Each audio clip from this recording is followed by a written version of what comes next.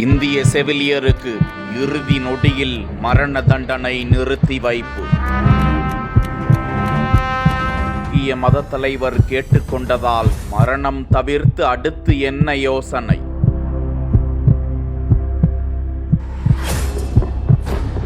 கண்ணீர் வடித்துக் கொண்டிருக்கும் கணவன், குழந்தை உட்பட குடும்பத்தினர். இறைவனின் மனிதர்களால் தடுக்கப்பட்டது எப்படி? ஏமன் வழங்கிய தண்டனை இறுதியில் நிறுத்தப்பட்டது எப்படி? கேரள மாநிலம் பாலக்காடு கொல்லங்கோடை சேர்ந்தவர் 34 வயதுடைய செவிலியர் நிமிஷா பிரியா. கடந்த 2008ஆம் ஆண்டு ஏமன் நாட்டிற்கு செவிலியர் பணிக்காக சென்ற அவர் 2011ஆம் ஆண்டு டாமி தாமஸ் என்பவரை திருமணம் செய்து கொண்டு அந்த தம்பதிக்கு ஒரு மகள் உள்ளார். குடும்பத்தோடு அவர்கள் ஏமன் நாட்டில் தங்கி வசித்து வந்த நிலையில் அந்நாட்டை சேர்ந்த தலால் அப்துல் மஹ்தி என்பவரோடு இணைந்து ஒப்பந்த அடிப்படையில் தொழில் பார்ட்னராகி அங்கேயே கிளினிக் ஒன்றை தொடங்கி நடத்தி வந்ததாக சொல்லப்படுகிறது.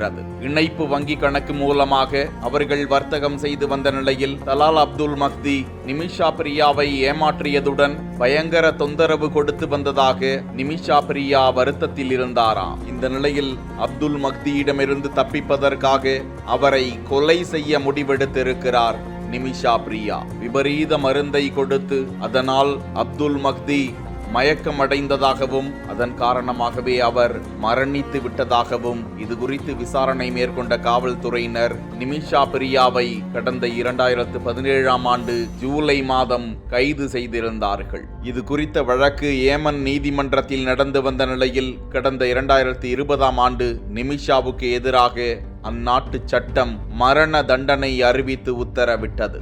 இதனைத் தொடர்ந்தே இந்தியாவில் இருக்கும் நிமிஷா பிரியாவின் குடும்பத்தினர் ஏராளமான வழிகளில் நிமிஷா பிரியாவை மீட்க முயன்றனர். மரண தண்டனை சரியாக ஜூலை 16ஆம் தேதி நிறைவேற்றப்பட இருந்தது. இந்த நிலையில்தான் இஸ்லாமிய மத தலைவர் காந்தாபுரம் ஏபி அபுபக்கர் முசலியார் என்ற மத குருமார் ஏமன் நாட்டில் பேச்சுவார்த்தை நடத்தியதால் இறுதி நொடியில் நிமிஷா பிரியாவின் மரண தண்டனை தற்காலிகமாக நிறுத்தப்பட்டுள்ளது என தகவலை பகிர்ந்திருக்கிறார். இஸ்லாம் மதத்தில் உள்ள தியாத் எனப்படும் பரிகார பணம் வழங்குதல், அதன் மூலமாக மரண தண்டனையை தடுக்க முயல்வது, இது தொடர்பாக கேரள சட்டமன்ற உறுப்பினர் சாண்டி உம்மனின் வேண்டுகோளின் பேரில் காந்தாபுரம் ஏபி அபுபக்கர் முஸ்லியார் என்று பரவலாக அறியப்படும் பிரபல இஸ்லாமிய தலைவர் இது குறித்து ஷேக் அபுபக்கர் பேசியிருப்பதாக வெளியாகியிருக்கும் செய்தி குறிப்பில் உலகளவில் மதிக்கப்படும் ஏமனின் தாரிமை சேர்ந்த சூஃபி தலைவர் ஹபீப் உபர்மின்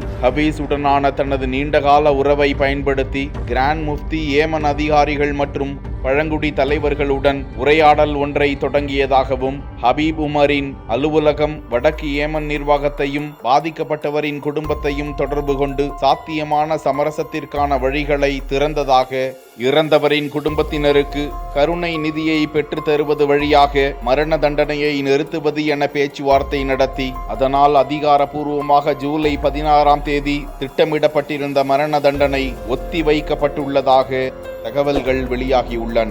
இந்த விவரங்கள் பிரதமர் நரேந்திர மோடியின் அலுவலகத்துடன் முறையாக பகிர்ந்து கொள்ளப்பட்டுள்ளன என்றும் தகவல்கள் கூறுகின்றன. தொடர்ந்து இந்த வழக்கில் கருணையை பெறுவதற்கும் நியாயமான முடிவை உறுதி செய்வதற்கும் தொடர்ச்சியான பேச்சுவார்த்தைகளும் அவசியம் என்றும் அபுபக்கர் வலியுறுத்தியுள்ளது குறிப்பிடத்தக்கது.